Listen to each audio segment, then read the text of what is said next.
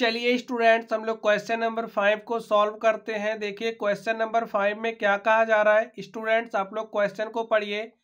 इसमें कह रहा है एक पार्क में बने 5 मीटर त्रिज्या वाले वृत्त पर खड़ी 3 लड़कियां।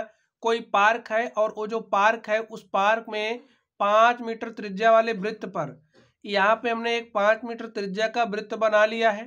ये जो वृत्त है इस वृत्त की त्रिज्या कितने मीटर की है? 5 मीटर की है।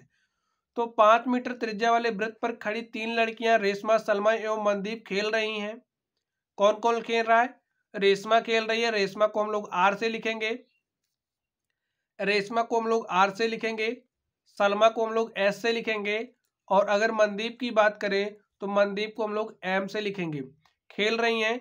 रेशमा एक गेंद को, समझिए यहाँ पे रेशमा है, रेशमा यहाँ पे है। रेशमा एक गेंद को सलमा के पास, सलमा उसी गेंद को मनदीप के पास, फिर मनदीप उसी गेंद को रेशमा के पास भेज रहा है। कुछ इस तरीके का खेल खेल रहे हैं। यदि रेशमा तथा सलमा के बीच और सलमा तथा मनदीप के बीच, रेशमा तथा सलमा, रेशमा तथा सलमा, सलमा तथा मनदीप के बीच की दूरी कितना मीटर दिया गया? 6 मीटर दिया गया है। तो रेशमा और मनदीप के बीच की दूरी निकालनी है। रेशमा और मनदीप के बीच की दूरी यानी कि हमें ये दूरी निकालनी है। तो स्टूडेंट्स इसका जो ट्रू फिगर है हमने यहाँ पर बनाया। हमने 5 मीटर त्रिज्या का एक वृत्त खींचा। रेशमा और सलमा के बीच की दूरी 6 मीटर है, तो इसलिए हमने रेशमा और सलमा को यहाँ पे बनाया। यहाँ पे रेशमा हो गई, सलमा हो गया, मनदीप है, कुछ इस तरीके से है। तो रेशमा बॉल को सलमा के पास, सलमा बॉल को मनदीप के पास फेंकती है। इसके भी इनके बीच की दूरी 6 मीटर है, इनके भी बीच की दूरी 6 मीटर है। हमें रेशमा और मनदीप के बीच की दूरी को बताना है। और यहाँ पे जो वृत्त है इस वृत्त की त्रिज्या में कितनी दी गई है? वृत्त की त्रिज्या में 5 मीटर दी गई है। तो ये हमारी क्या है? वृत्त की त्रिज्याएं हैं, तो कितने मीटर की होंगी? 5 मीटर की होंगी। और यहाँ पे ये जो OS है ये भी हमारी वृत्त की त्रिज्या है, तो ये भी 5 मीटर की ही होगी। तो चलिए स्टूडेंट्स हम लोग इसको सॉल्व करते हैं और देखते हैं हमारा सॉल्यूशन क्या होगा। तो हमें जो जो दिया है आप लोग उसको राइट कर लीजिए। क्या क्या दिया है लिखिए। दिया है वृत्त की त्रिज्या, वृत्त की त्रिज्या बराबर कितना मीटर है? 5 मीटर है।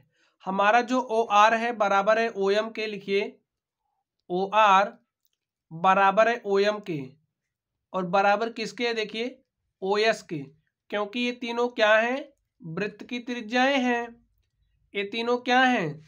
त्रिज्याएं हैं। और बराबर किसके हो जाएंगी? 5 मीटर के। ये हमें इतना दिया है स्टूडेंट, ठीक है। चलिए हम लोग आगे देखते हैं। अब आप लोग आगे देखिए। अब यहां से जो हमारा आरओ है OM है बराबर हो गया OS के, और यहां से देखिए हमें क्या दिया है? जो R और S के बीच की दूरी है बराबर है S और M के बीच की दूरी। तो लिख लीजिए RS बराबर है SM, और बराबर कितना है? 6 मीटर के। ये हमें क्या है? दिया है। अब आप लोग आगे देखिए। चलिए अब हम लोग रचना कर लेते हैं, रचना कर लेते हैं। हम लोग रचना करते हैं। अब आप लोग ध्यान से देखिए, रचना में हम लोग क्या करेंगे? यहां से O से RS पर एक परपेंडिकुलर ड्रॉ करेंगे, एक लंब खींचेंगे। हमने इसको नाम दिया L। हमने OL परपेंडिकुलर RS खींचा, तो लिख लीजिए रचना में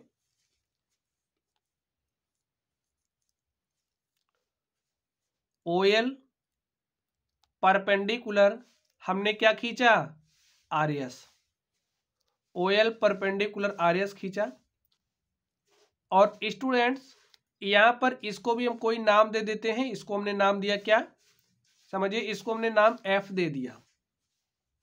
चलिए हम लोग इसको सॉल्व करते हैं और देखते हैं इसका सॉल्यूशन क्या हो जाएगा।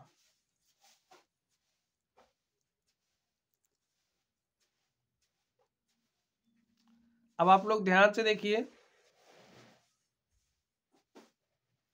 देखिए अब हम लोग इस वाले त्रिभुज में देखेंगे। देखिए अब आप लोग ध्यान से देखिए, ए जो हमारा आर एल है वो बराबर हो जाएगा एस एल के। लिखिए हम लोग इसको प्रूव करने चल रहे हैं अब, तो उपपत्ति लिख लीजिए। यहाँ पे देखिए जो हमारा आर एल है वो बराबर हो जाएगा एस एल के, तो लिखिए आर एल बराबर होगा एस एल के। अब आप लोग कहेंगे बराबर क्यों होगा, तो हम आपसे कहेंगे आप लोग उस थ्योरम को याद करिए जो हमने आपको पढ़ाई है पहले की क्लासेस में। समझिए हमारे पास कोई एक वृत्त की जीवा है और एक क्या है, वृत्त का केंद्र है। यही बात, एक क्या है, वृत्त की जीवा है, एक वृत्त का केंद्र है। वृत्त के केंद्र से जीवा पर डाला गया लंब, भाई यहाँ पे लंब भी तो डाला गया है, यहाँ पे 90 डिग्री का एंगल बन रहा है, ये 90 डिग्री का एंगल बन रहा है। तो वृत्त के केंद्र से उसकी जीवा पर डाला गया जो लंब होता है वो जीवा को दो बराबर भागों में क्या करता है, बांटता है, समद्विभाजित करता है। यानी कि ए वाला भाग बराबर होगा इस वाले भाग के। तो आर एल हमारा बराबर हो जाएगा एस एल के। देखिए आर एल बराबर हो जाएगा एस एल के, और बराबर कितना हो जाएगा, देखिए अब इतना पूरा 6 है, इतना पूरा 6 है, तो 6 को दो बराबर भागों में बांट दीजिए। इतना पूरा 6, इतना कितना हो जाएगा, इतना हमारा 3 हो जाएगा, और इतना भी हमारा कितना हो जाएगा, 3 हो जाएगा। तो आर एल बराबर एस एल बराबर कितना हो जाएगा, 3। और इसको हमने किस आधार पे लिखा, लिख दीजिए चूंकि केंद्र से जीवा पर डाला गया लंब, केंद्र से जीवा पर डाला गया लंब, डाला गया लंब जीवा को समद्विभाजित करता है, जीवा को समद्विभाजित करता है। ये जो प्रमेय है स्टूडेंट्स, ये सारी प्रमेय आपको याद होनी चाहिए, तभी आप लोग क्वेश्चन को कर पाएंगे। चलिए आगे देखते हैं। तो यहां से हमारा आर एल बराबर एस एल हो गया। चलिए अब हम लोग इस वाले त्रिभुज में देखेंगे। देखिए त्रिभुज ओ आर एल में, देखिए त्रिभुज ओ आर एल में क्या है, त्रिभुज ओ आर एल में पाइथागोरस प्रमेय से, में पाइथागोरस प्रमेय से क्या हो जाएगा, आप लोग ध्यान से देखिए, पाइथागोरस प्रमेय से। तो पाइथागोरस प्रमेय तो आप लोग जानते ही होंगे। चलिए अप्लाई कर दीजिए इसमें। त्रिभुज ओ आर एल में देखिए यहाँ पे हमारा ओ आर एल, तो ए 90 डिग्री है, तो ये कर्ण हो जाएगा, ये क्या हो जाएगा, कर्ण। तो जो हमारा कर्ण का स्क्वायर होता है, जो हमारा कर्ण का स्क्वायर होता है वो बराबर होता है लंब के स्क्वायर के, लंब के स्क्वायर के प्लस आधार के स्क्वायर के बराबर होता है। तो यहाँ पर आप लोग देखिए हमारा कर्ण क्या है, 5 है, तो 5 का स्क्वायर करेंगे तो 25 हो जाएगा, बराबर किसके हो जाएगा, लंब का स्क्वायर। तो यहाँ पर देखिए ये कर्ण हो गया, तो हम इसको ले लेते हैं लंब, तो ओ एल, ओ एल का स्क्वायर, ओ एल का स्क्वायर प्लस आधार क्या है, 3 है, तो 3 का स्क्वायर करेंगे, 3 त्रिक का क्या हो जाएगा, 9। अब देखिए क्या हो जाएगा, यहाँ से इस 9 को हम लोग इस तरफ लेकर के आएंगे, तो 25 माइनस 9 इज इक्वल टू हो जाएगा ओ एल स्क्वायर, और 25 में से 9 घटाएंगे तो हो जाएगा 16 is equal to O L square. और यहाँ से अगर हम लोग ओ एल निकालना चाहें तो ओ एल क्या हो जाएगा, अंडर रूट 16, और अंडर रूट 16 को हम लोग क्या लिखते हैं, 4। तो स्टूडेंट्स यहाँ से आप लोग देख पा रहे हैं जो हमारा ओ एल है, ओ एल कितना आ चुका हमारे पास, O L is equal to हमारे पास 4 आ गया है। अब आप लोग इस चित्र को ध्यान से देखिए, इस फिगर को ध्यान से देखिए।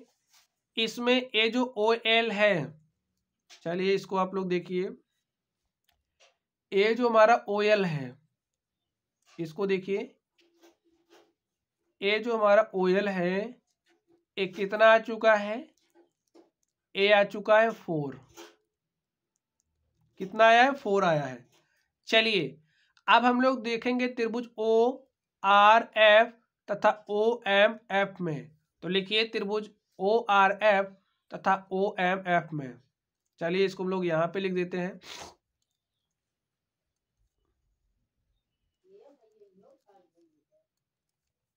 चलिए इसको हम लोग यहाँ पे लिखते हैं। पहले आपको इसको लिखना है, उसके बाद इसको, उसके बाद यहाँ पे थर्ड स्टेप में हम लोग क्या करेंगे। थर्ड स्टेप में आप लोग ध्यान दीजिए, हम लोग त्रिभुज ORF तथा OMF में देखेंगे। लिखिए त्रिभुज ORF तथा OMF में, त्रिभुज OMF में ऐसा क्यों कर रहे हैं अभी आपको पता चल जाएगा। तो इसमें देखिए क्या होगा, ORF तथा OMF में, इसमें देखिए जो हमारा OR है वो बराबर है OM के, क्योंकि वृत्त की त्रिज्या है, दोनों 5-5 सेंटीमीटर है, 5-5 मीटर है। तो लिख दीजिए जो हमारा OR है वो बराबर किसके है, OM के। अब आप लोग आगे देखिए, लिख दीजिए त्रिज्याएं क्या है, त्रिज्याएं हैं। आगे देखिए यहाँ पे ये जो OF आप देख रहे हो, OF हमारा त्रिभुज ROF में भी है और OMF में भी है। OF इज इक्वल टू हमारा क्या हो जाएगा, OF हो जाएगा। OF is equal to OF हमने किस आधार पे लिखा, क्योंकि ये उभयनिष्ठ है, यानी कि दोनों में है। चलिए आगे देखते हैं हम। अब देखिए हमें A वाली साइड मिल गई, हमें A वाली साइड, यानी कि इसकी संगत साइड A वाली और इसके संगत A वाली साइड है, तो हमें दोनों साइड्स बराबर मिल गई हैं। अगर हमें ये जो बीच का एंगल यहाँ पे दिख रहा है, ये दोनों एंगल बराबर मिल जाए तो हमारी साइड एंगल साइड सर्वांग समता की कसौटी यहाँ पे सिद्ध हो जाएगी। तो स्टूडेंट्स अब आप लोग फिर से एक थ्योरम को याद करिए। चलिए हम आपको थ्योरम याद करवाते हैं, आप लोग उसको समझ लीजिए। चलिए यहाँ पे समझिए, समझिए हमारे पास कोई वृत्त है और ये जो वृत्त है, इस वृत्त की कोई जीवा AB है, ये जीवा समझिए क्या है, AB है। और कोई हमारे पास दूसरी वृत्त की जीवा है, कोई दूसरी वृत्त की जीवा है, समझिए क्या है, BC है। और ए वृत्त का क्या है, केंद्र है। तो जो बराबर जीवाएं होती हैं केंद्र पर बराबर कोण अंतरित करती हैं, यानी कि इस जीवा के द्वारा इस केंद्र पर जो कोण बनेगा वही कोण इस जीवा BC के द्वारा इस केंद्र पर बनेगा। आप लोग समझ गए, बराबर जीवाएं केंद्र पर समान कोण अंतरित करती हैं, तो इससे ए वाला जो एंगल है वो बराबर हो जाएगा इस वाले एंगल के। आप लोग एक दूसरे उदाहरण से समझिए। समझिए हमारे पास एक जीवा A है और दूसरी जीवा A है, इसको हमने नाम दिया AB और इस जीवा को हमने नाम दिया CD। और A क्या है, वृत्त का केंद्र है। जो हमारी जीवा AB है वो बराबर है CD के, तो जीवा AB द्वारा उस केंद्र पर जो कोण अंतरित किया जाएगा वही कोण जीवा हमारी CD केंद्र पर अंतरित करेगी, यानी कि A वाला जो कोण है वो बराबर हो जाएगा इस वाले कोण के। तो स्टूडेंट्स मैं आशा करता हूं कि चीजें आप लोगों के समझ में आ गई होंगी। चलिए अब हम लोग यहाँ पर चलते हैं और देखते हैं यहाँ पे कैसे कोण हमारे बराबर होंगे। तो आप लोग यहाँ पर ध्यान से देखिए, चलिए यहाँ पर आप लोग ध्यान से देखिए। अब यहाँ पे देखिए ए हमारी है क्या, वृत्त की जीवा ही तो है, ए वृत्त की जीवा है और ए भी वृत्त की जीवा है। दोनों जीवाएं हैं क्या, बराबर हैं। 6 मीटर ए भी है और 6 मीटर ए भी है, ये तो हमें दिया है, तो बराबर जीवाएं हो गई।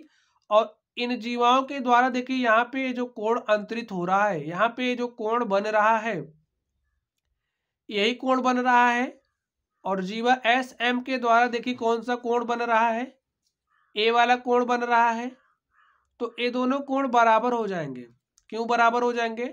क्योंकि बराबर जीवाएं केंद्र पर समान कोण अंतरित करती हैं। तो लिख दीजिए जो हमारा एंगल ROS है, लिखिए एंगल ROS बराबर है एंगल MOS के, एंगल MOS के। क्यों बराबर है लिख दीजिए, कारण भी दे दीजिए, लिखिए चूंकि बराबर जीवाएं, ये सारी बातें आपको याद होनी चाहिए स्टूडेंट्स। बराबर जीवाएं केंद्र पर समान कोण बनाती हैं, समान कोण बनाती हैं। तो यहां से देखिए ए साइड इसके बराबर, ए साइड इसके बराबर और ए एंगल इसके बराबर। तो साइड एंगल साइड सर्वांग समता की कसौटी यहाँ पे फॉलो हो रही है। लिखिए साइड एंगल साइड सर्वांग समता की कसौटी से, सर्वांग समता की कसौटी से जो हमारा त्रिभुज है त्रिभुज ORF या फिर OMF, इस तरीके से चलना है ORF। तो लिखिए त्रिभुज ORF वो क्या है? सर्वांगसम है किसके? त्रिभुज OMF के।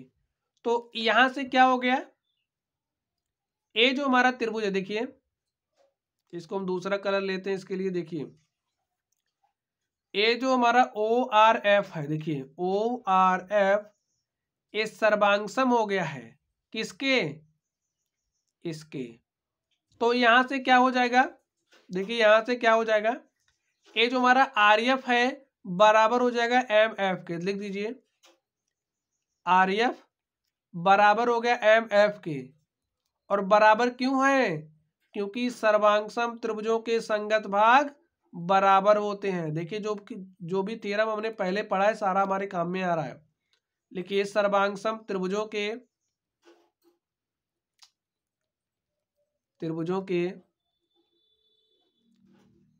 संगत भाग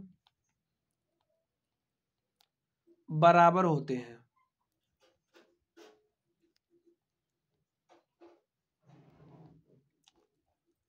तो स्टूडेंट्स इतनी बातें आपकी समझ में आ गई।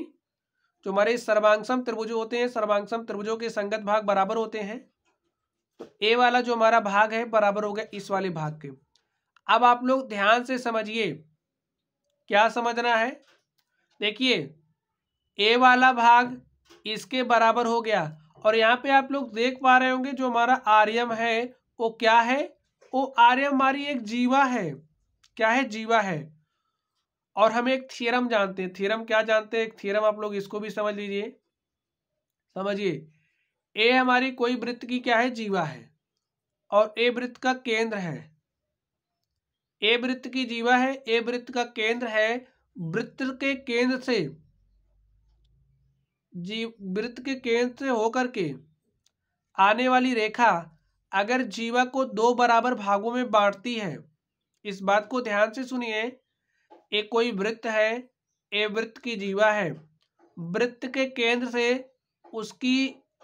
केंद्र से होकर के आने वाली रेखा अगर जीवा को दो बराबर भागों में बांटती है तो वो क्या होती है? जीवा पर लंब होती है। तो यहां से देखिए क्या हो जाएगा, इस बात को समझ लीजिए आप लोग। थ्योरम आप लोग समझ गए होंगे। तो आर्यम हमारी है क्या? जीवा है। चलिए लिखिए, लिखिए स्टूडेंट्स आप लोग,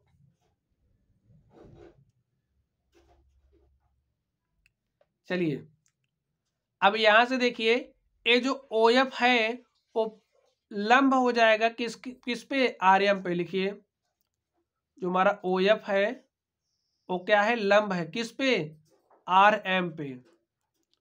ओ एफ परपेंडिकुलर किस पे हो गया, आर एम पे। क्यों, लिख दीजिए चूंकि वृत्त के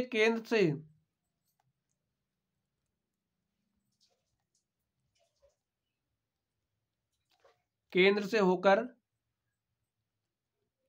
आने वाली रेखा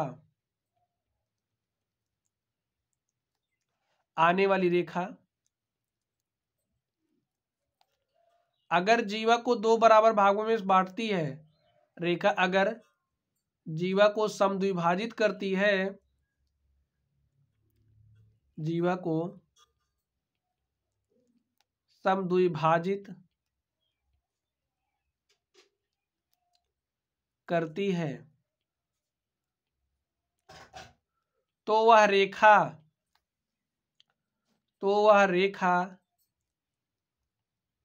जीवा पर लंब होती है, जीवा पर लंब होती है। तो इतनी बात आप लोग स्टूडेंट समझ गए होंगे, वो क्या होती है, जीवा पर लंब होती है। तो यहां पर आप लोग ध्यान से देखिए,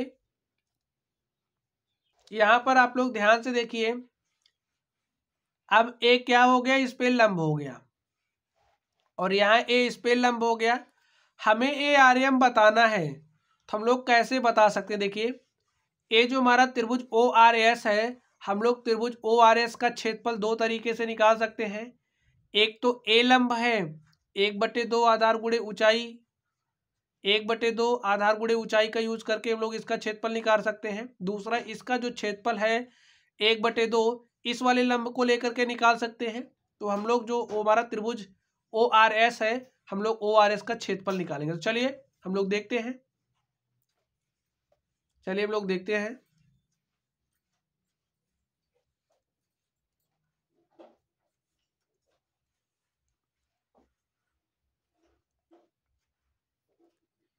चलिए हम लोग इसको इरेज कर देते हैं।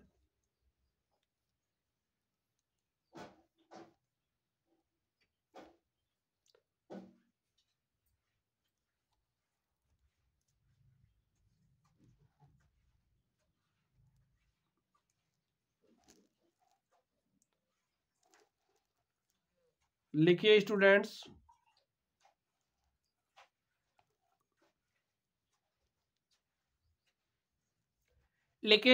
त्रिभुज ओ आर एस का क्षेत्रफल, त्रिभुज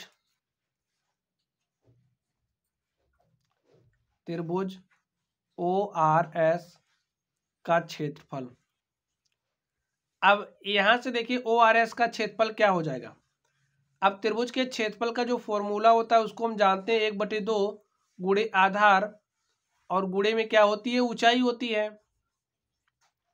यही होता है। और यहाँ पे देखिए 1/2 लिख दीजिए।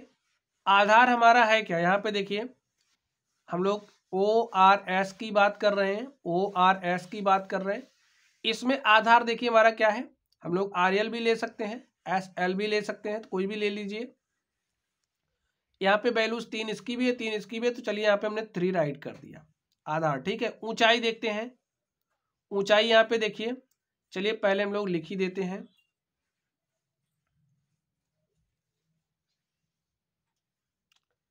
चलिए यहाँ पे लिख दीजिए आर एल इंटू में क्या हो जाएगा, देखिए ओ एल, ऊंचाई है ना ओ एल, और ए है क्या, त्रिभुज ओ आर एस का क्षेत्रफल। और इसको आप मान लीजिए क्या, समीकरण नंबर 1। चलिए फिर से हम लोग त्रिभुज ओ आर एस का क्षेत्रफल निकालते हैं और देखिए ओ आर एस का क्षेत्रफल क्या हो जाएगा। अब लोग इसमें देखिए इस वाले लंब का यूज करेंगे ओ आर एस, तो यहाँ पे देखिए क्या हो जाएगा, 1/2 इंटू में क्या हो जाएगा, ओ एफ, आधार है तो लिख दीजिए ओ एफ, और इंटू में क्या हो जाएगा, लंब क्या है, आर एफ, तो यहाँ पे आप आर एफ लिख दीजिए। और इसको आप मान लीजिए हमारा क्या है, समीकरण नंबर 2। समीकरण 1 और 2 को लेकर के आप हल कर लीजिए। लिखिए समीकरण 1 तथा 2 से लिख दीजिए समीकरण 1 तथा 2 से, 1 तथा 2 से देखिए यहाँ पे त्रिभुज ORS का क्षेत्रफल A है, त्रिभुज ORS का क्षेत्रफल A है, तो इसके स्थान पर हम लोग इसकी वैल्यू रख देंगे, तो रख दीजिए। या फिर आप लोग ऐसा भी कह सकते हो, इनका जो दायां पक्ष है वो बराबर है, इसलिए बायां पक्ष भी क्या होगा, बराबर होगा। तो लिख दीजिए 1/2 इंटू में RL इंटू में OL बराबर होगा 1/2 इंटू में OF इंटू में RF के। तो 1/2 से 1/2 कैंसिल हो जाएगा। RL का वैल्यू कितना है देखिए यहाँ पे, यहाँ से देखिए आप लोग, RL का वैल्यू हमारा 3 है, तो यहाँ पे आप 3 राइट कर दीजिए। देखिए RL का वैल्यू कितना है, 3 है, तो यहाँ पे आप 3 राइट कर दीजिए। तो यहाँ पे हमने 3 राइट किया। OL हमारा कितना है, OL हमारा 4 है। यहां से देखिए RL हमारा 3 है, और अगर हम लोग OL की बात करें, OL हमारा कितना आया था हमारे पास, 4 ही, इसको हमने 4 ही निकाला था, तो ये हमारे पास 4 आया है, इसको 4 राइट कर दीजिए आप लोग यहाँ पे। नेक्स्ट देखिए क्या हो जाएगा, एज इक्वल टू OF। देखिए OF कितना है यहाँ पे, आप लोग देखिए यहाँ से OF, तो OF हमें OF ही लिखना है, और इनटू में RF देखिए कहाँ पे है, RF ए है, तो लिखिए OF इंटू में RF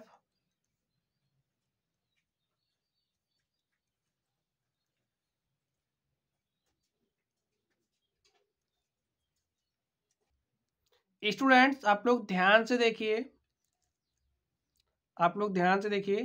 यहाँ पे हम लोग त्रिभुज ORS का क्षेत्रफल निकाल रहे हैं। किसका क्षेत्रफल निकाल रहे हैं, ORS का क्षेत्रफल हम निकाल रहे हैं। तो यहाँ पे जो हमारा आधार होगा वो क्या होगा, RS होगा, और यहाँ पे जो हमारा आधार होगा वो क्या होगा, वो OS होगा। तो यहाँ पे आप वही राइट कर दीजिए, क्योंकि आप लोग ध्यान से देखिए, हम लोग ORS का क्षेत्रफल निकाल रहे हैं, तो इसमें आधार क्या होगा, RS होगा, फिर आधार क्या होगा, OS होगा। तो हमने जो RL लिखा था, RL नहीं होगा, RS होगा। अगर हम RL लिखते तो हमारा इसका क्षेत्रफल निकलता, लेकिन हमें इसका क्षेत्रफल निकालना है ना, तो इसलिए हम RS लेंगे। तो समझ गए स्टूडेंट्स आप लोग। चलिए, तो यहाँ पर आप लोग वैल्यूज रख दीजिए। यहाँ पे हमारा RS हो जाएगा, क्या हो जाएगा, यहाँ पे हमारा RS हो जाएगा, और यहाँ पे हमारा क्या हो जाएगा, OS हो जाएगा। तो RS की वैल्यू कितनी है स्टूडेंट्स, RS की वैल्यू 6 है, तो यहाँ पे आप 6 राइट कर दीजिए, 6 इंटू में 4। और OS देखिए कितना है हमारा, आप लोग यहाँ से देखिए OS है कितना, OS देखिए कितना होगा, 5 होगा, क्योंकि वृत्त की त्रिज्या है। तो OS का वैल्यू आप 5 राइट कर दीजिए, OS का वैल्यू आप 5 राइट कर दीजिए। तो चलिए राइट कर दीजिए, OS का वैल्यू 5 इंटू में RF क्या हो जाएगा, 5 इंटू में RF, और यहां से देखिए हमारा RF क्या हो जाएगा, RF इज इक्वल टू हो जाएगा 6 गुणे 4 24 हो जाएगा, और 24/5 काट दीजिए, 5 चौके 20, 4 24 40 हो जाएगा, 5 8 40। तो हमारा RF कितना आ गया, RF इज इक्वल टू 4.8 आ गया। कितना आ गया, 4.8। तो लिख दीजिए। अब आप लोग ध्यान से देखिए, हमें निकालना क्या था, हमें यही R और M यानी कि रेशमा और मनदीप के बीच की दूरी निकालनी थी। तो यहाँ पे हमारे पास A देखिए आ चुका है। देखिए हमारे पास ये जो RF है, वो कितना आ गया, हमारे पास RF इज इक्वल टू 4.8 आ चुका है। और स्टूडेंट्स अभी अभी हमने प्रूव किया था कि जो हमारा आर एफ है, देखिए यहाँ से हमने प्रूव किया था कि जो हमारा आर एफ है वो बराबर है किसके, एम एफ के। यहाँ पे हमने प्रूव किया था आर एफ बराबर है एम एफ के। तो यहाँ से क्या हो जाएगा, अगर ए हमारा 4.8 है तो ए जो एम एफ है ए भी 4.8 ही होगा। कितना होगा, ए अगर हमारा 4.8 है, अभी हमने निकाला, तो ए हमारा बराबर है इसके, तो ए भी 4.8 होगा और ए भी 4.8 होगा। तो लिख दीजिए, अतः आर यानी कि रेशमा और मनदीप के बीच की दूरी लिखिए। चलिए यहाँ पे राइट कर देते हैं, लिखिए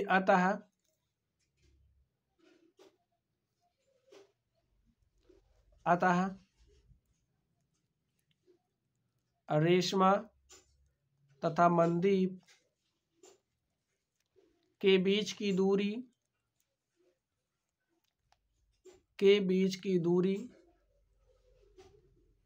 इज इक्वल टू क्या हो जाएगी, देखिए R F plus M F के बराबर होगा, R F plus M F के बराबर होगा।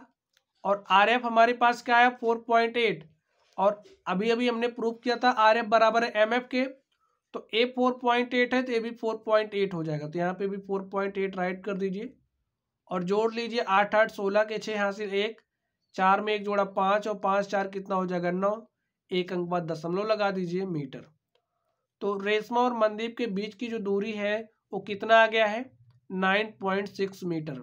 तो स्टूडेंट्स इस क्वेश्चन को हमने सॉल्व किया और हर संभव तरीके से आपको समझाने का प्रयास किया, तो आप लोग इसको राइट कर लीजिएगा। तो चलिए स्टूडेंट्स आप लोग पढ़ते रहिए, अगर आप लोगों को कोई भी डाउट हो तो आप लोग कमेंट बॉक्स में कमेंट करना। वीडियो पसंद आए तो वीडियो को लाइक करिएगा, चैनल पर नए हो तो चैनल को आप सब्सक्राइब करिएगा और इसको अपने मित्रों के साथ शेयर करिएगा। तो चलिए स्टूडेंट्स आप लोग पढ़ते रहिए। Thank you.